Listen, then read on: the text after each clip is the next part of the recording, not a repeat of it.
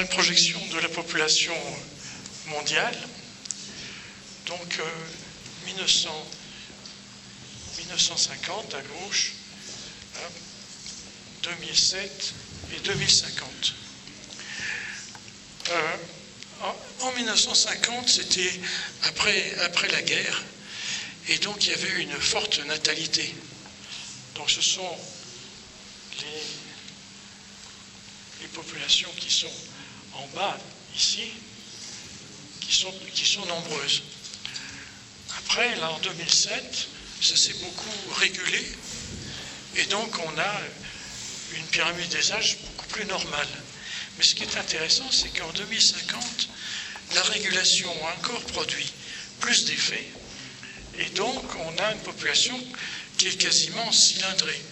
C'est-à-dire que les classes d'âge de 50-60 ans sont pratiquement aussi nombreuses que les classes d'âge de 20 à 30 ans. Donc ça, c'est ce qu'on appelle la régulation démographique, qui est un phénomène spontané. Donc on peut regarder pour les autres régions du monde. Voilà pour l'Europe. L'Europe a déjà des classes d'âge très peu nombreuses en 2007 pour les moins de 20 ans. Donc il y a déjà eu une diminution. Vous savez qu'aujourd'hui, l'Allemagne, par exemple, est en dessous du seuil de maintien de sa population, et la France va le devenir aussi. Donc on a en Europe, en fait, une perspective plutôt de décroissance de la population. Alors, on va passer à la suite. Alors, l'Afrique, évidemment, le paysage est tout à fait différent. Juste après la guerre, on a un excédent extraordinaire de naissances, mais ça se régule petit à petit.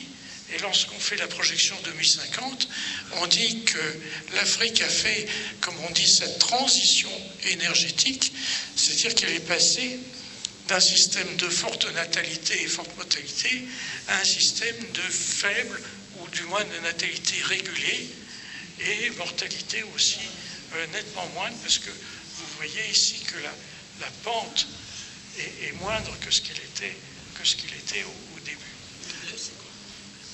Le bleu, c'est plus de 60 ans. Alors, la Fédération de Russie est un exemple tout à fait étonnant, parce que, bon, on a l'après-guerre, effectivement, avec un boom. Ça va? Donc, on a l'après-guerre avec un boom de la natalité, et puis quelque chose qui se dérègle, parce qu'après l'ouverture des pays de l'Est, on a eu une période difficile pour les enfants, si on peut dire, parce qu'il y avait dans le système communiste des infrastructures pour prendre soin des crèches, pour prendre soin des petits, une école qui justement était faite pour les jeunes, et soudain, effectivement, ça a été déréglé, et donc on a une très faible fécondité à cette époque-là. Et puis ça reprend, ça se régule, et finalement la Russie est en train de ressembler aux autres pays d'Europe. Alors, dans le cas de l'Asie, vous avez après-guerre effectivement une très forte natalité, mais déjà ici ça s'est régulé, et vous voyez que là c'est quasiment cylindré. C'est que l'Asie prend l'allure démographique du reste du monde, si on peut dire. Alors, je ne sais pas s'il y en a, il y a encore peut-être une slide, je crois. Ah oui, l'Amérique. Alors, l'Amérique est effectivement, juste après la guerre, un baby-boom, comme on dit là-bas, mais c'est vite calmé. Et ici, vous voyez que l'Amérique du Nord rejoint la forme de pyramide démographique et des autres sociétés. Donc, l'Amérique latine, voilà, ici avec aussi un fort baby-boom juste après la guerre, et là quelque chose qui est complètement régulé, qui ressemble à ce qui se passe sur les autres continents. Donc, vous voyez que lorsqu'on regarde simplement la population, on a une image qui n'est pas du tout qu'on va avoir une planète surpeuplée. On a au contraire une démographie qui est en train de se réguler pour, en quelque sorte, avoir une façon de vivre, si on peut dire, et de se reproduire, qui se ressemble sur tous les continents. Il y a une universalité de la civilisation qui se met en place sans que jamais il y ait eu une instruction. Mais c'est spontanément le public, et particulièrement les femmes, parce que, évidemment, dans cette affaire, la contraception joue un rôle extrêmement important sur toute la planète. Alors, voilà le schéma où on voit effectivement qu'il y a dans ce schéma-là encore une disparité entre tous les pays qui sont en brun, qui ont une fertilité inférieure à 2,1, et ceux qui sont en gris, qui ont une fertilité supérieure à 2,1. Donc on a encore effectivement un peu plus forte fécondité, fertilité dans les pays du Sud, aussi bien à partir du Mexique pour l'Amérique, et puis là, c'est les pays du Sud dans lesquels, d'ailleurs, on trouve l'Indonésie, on trouve l'Inde, donc, et les pays du Nord qui ont au contraire une fertilité inférieure, donc qui vont se réguler beaucoup plus vite. On passe à la suite. Alors ça donne une perspective démographique qui est à peu près celle-là.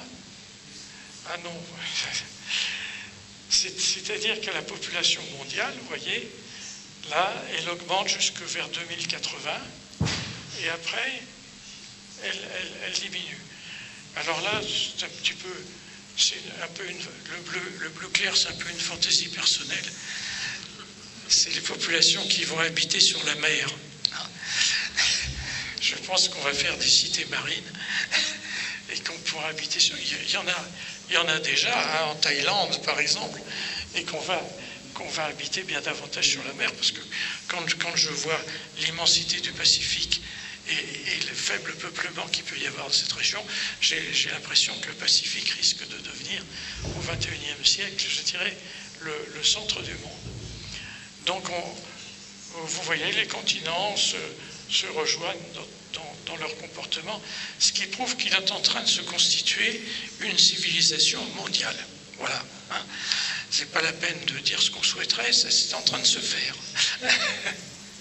Bon, alors, ça ressemble, la courbe que je viens de montrer, ça ressemble à ce qui s'est passé au Moyen-Âge européen. Au Moyen-Âge européen, on avait en 1100 une population assez faible. Là, il s'est passé un phénomène technologique.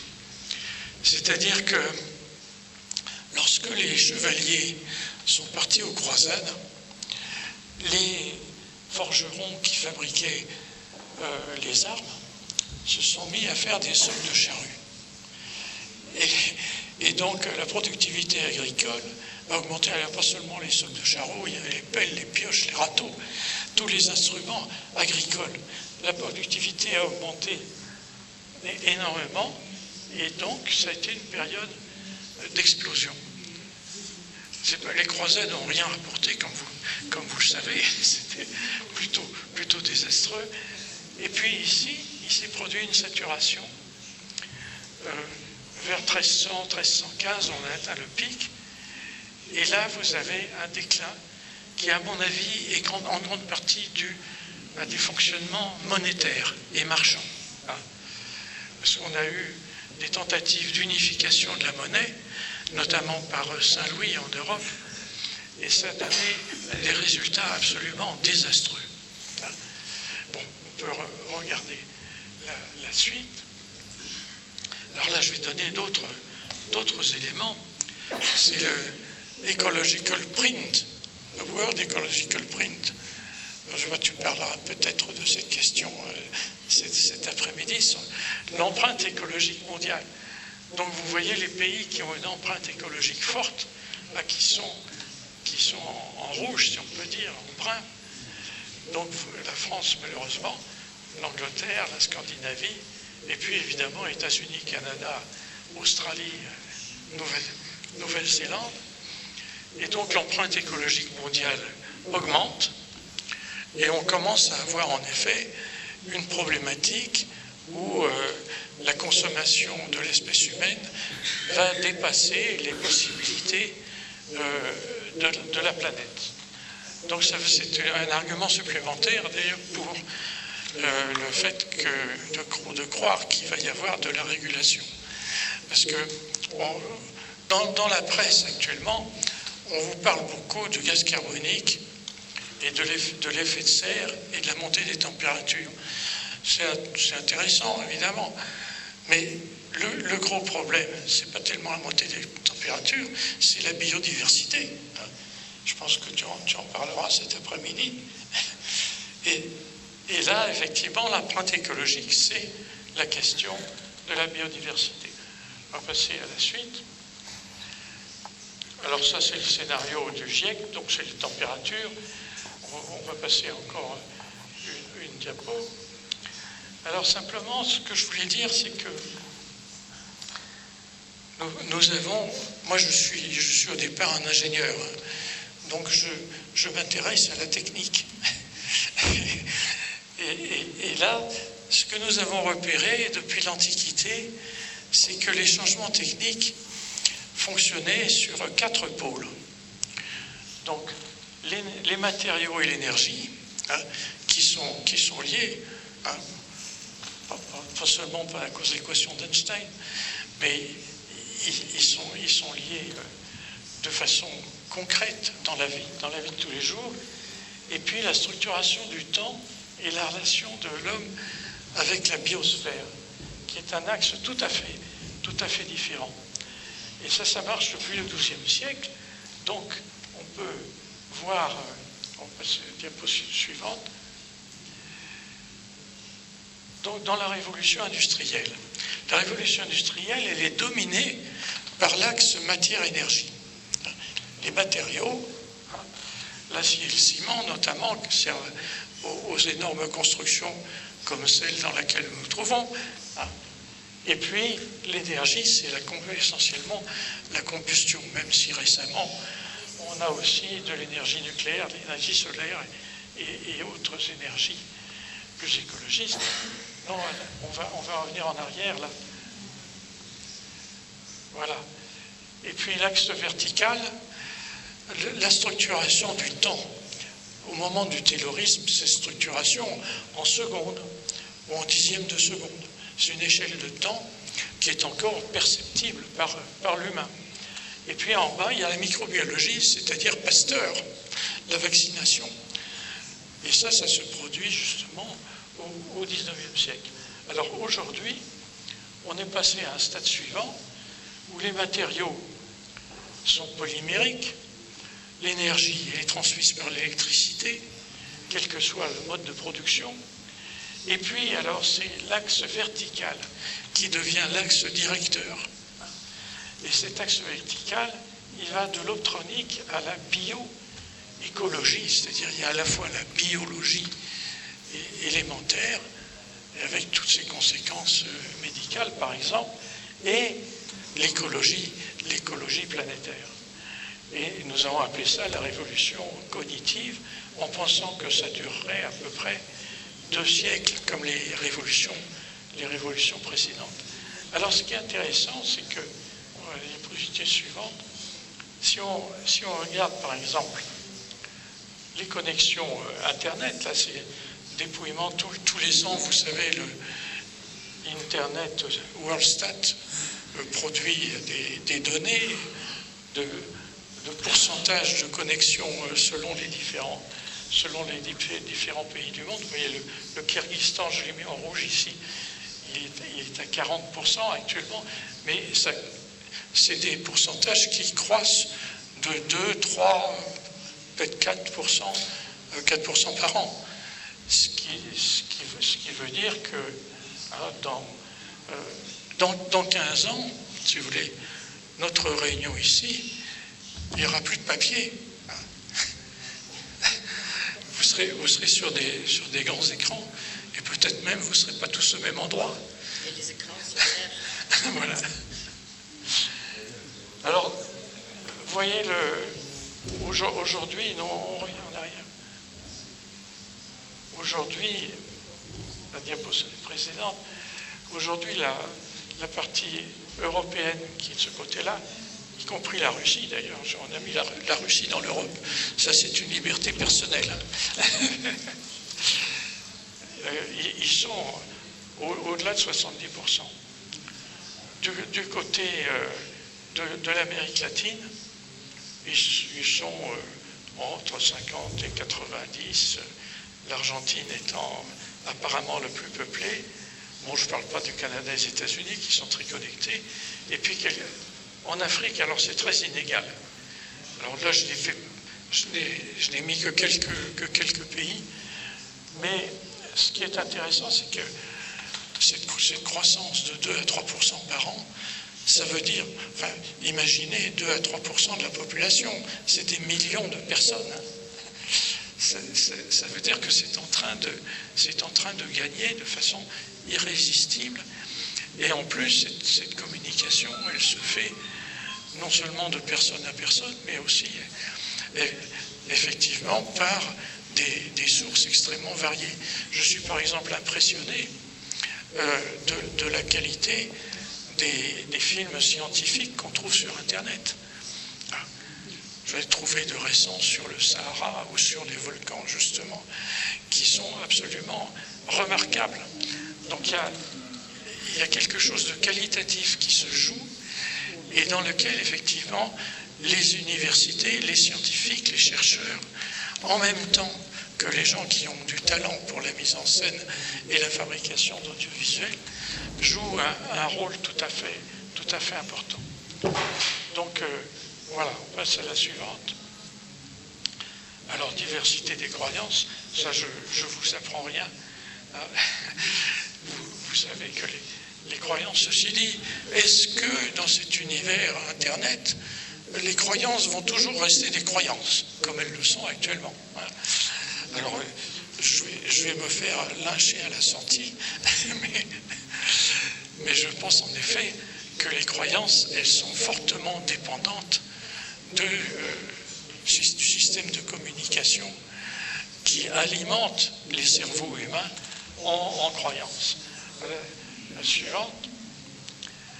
Alors, une des questions importantes, c'est en effet les dégradations que l'espèce humaine fait subir à l'environnement et aussi les accidents. Ça, c'est une vue de la Nouvelle-Orléans lorsqu'il y a eu les inondations.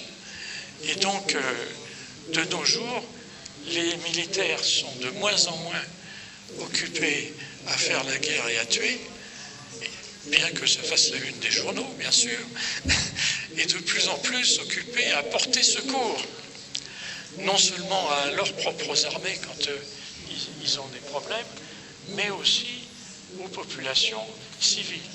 Et ce n'est pas du tout inutile. C'est ce que je dis ici, les missions classiques sont de plus en plus confiées à des compagnies privées, notamment aux États-Unis. Ça, c'est leur problème, hein, mais ils risquent d'avoir quelques difficultés. La protection de la planète pourrait devenir une tâche majeure des armées officielles, placées, si possible, sous commandement international. Bon, la suite. Voilà. Et ça, vous voyez, la destruction de la forêt en Amazonie, ça c'est intéressant parce que... Excusez-moi, c'est 20 minutes qui passent. Ah bon? Attends, je parce que... Je donne 2 minutes. Oui. C'est intéressant parce que la forêt amazonienne, aujourd'hui, c'est un domaine qui appartient au Brésil. Personne n'a le droit d'aller interférer. Et pourtant, chaque fois que vous prenez des images de la forêt amazonienne, c'est avec des satellites qui ne sont pas particulièrement brésiliens. Et vous avez une image qui est mondiale des destructions, des déprédations que les Brésiliens autorisent sur leur forêt, alors que c'est un des grands poumons de la planète. C'est-à-dire, en fait, ils portent atteinte à toute la planète en laissant, d'ailleurs souvent des Américains qui font des prairies pour les ébus, grignoter leur forêt. Donc on n'a pas encore résolu ça. Alors je suppose que tu leur parleras de la biodiversité. Je peux te prêter la slide. Et voilà, ça c'est pour l'alimentation. Donc vous voyez là aussi les très grandes inégalités. Voilà. On va terminer. On va terminer parce qu'il faut prendre conscience aussi que tout ne va pas bien partout. Vous avez des villes qui s'effondrent. Vous voyez, ici, Detroit, Glasgow, Leipzig, ce sont des villes où il y a des effondrements, collapse. Et à l'inverse, il y a des nouvelles manières de construire qui sont écologiques, dans lesquelles on essaye que les bâtiments soient neutres du point de vue énergétique. Alors, ça c'est une banlieue de São Paulo, avec des riches et des pauvres à 100 mètres les uns des autres. Donc, c'est les villes no future. Et ça existe encore. Mais ce qui s'est passé, c'est aussi, et nous avons au XIXe siècle, mais nous avons pris un certain nombre d'initiatives qui ont une résonance mondiale. Par exemple, le canal de Suez, le canal de Panama, les très grands travaux mondiaux. Et je pense qu'au XXIe siècle, il faut commencer à penser les très grands travaux dont nous avons besoin pour nous sortir de l'état de prédation dans lequel l'espèce humaine s'est laissée embringuer. Alors vous avez l'exemple indien qui est quand même intéressant, puisque 46 fleuves avec 10 000 km de canaux. Donc c'est un grand programme qui quand même change tout à fait l'irrigation et les possibilités de l'Inde. Voilà. Alors, oui. Donc je termine en disant que ce qui nous fait rêver aujourd'hui, ce qui me fait rêver en tout cas, c'est l'idée de planetary garden, c'est-à-dire l'idée du jardin planétaire. L'homme doit vivre auprès de la nature pour s'occuper de la nature. Voilà. Alors, je termine encore une image. Je termine par Gilgamesh. Vous avez entendu parler certainement de Gilgamesh. Gilgamesh, c'est moins 2600. Moins 2600. Donc, c'est moins 4600 pour nous aujourd'hui. Alors, donc c'est la première histoire de l'arche de Noé. Donc il faut emmener des êtres vivants pour les protéger et leur permettre de continuer. Donc c'est l'arche. Et en même temps, je rappelle que Gilgamesh, qui était le roi de la ville d'Uruk, et la ville d'Uruk était placée sous la protection, non pas d'un dieu, mais d'une déesse, qui s'appelait Ishtar, oui, Inanna. Et ça, c'est un point important, parce que je dirais, ce soin de la nature, ça va aussi avec un respect accru des valeurs féminines. Alors Ishtar, après, est devenue Inanna, ça donne le prénom Anne, qui est encore très présent un peu partout dans le monde. Donc je termine là-dessus, parce que je pense que Gilgamesh nous transmet, par-delà les millénaires, un enseignement qui vaut la peine d'être retenu. Merci de votre attention. Merci infiniment.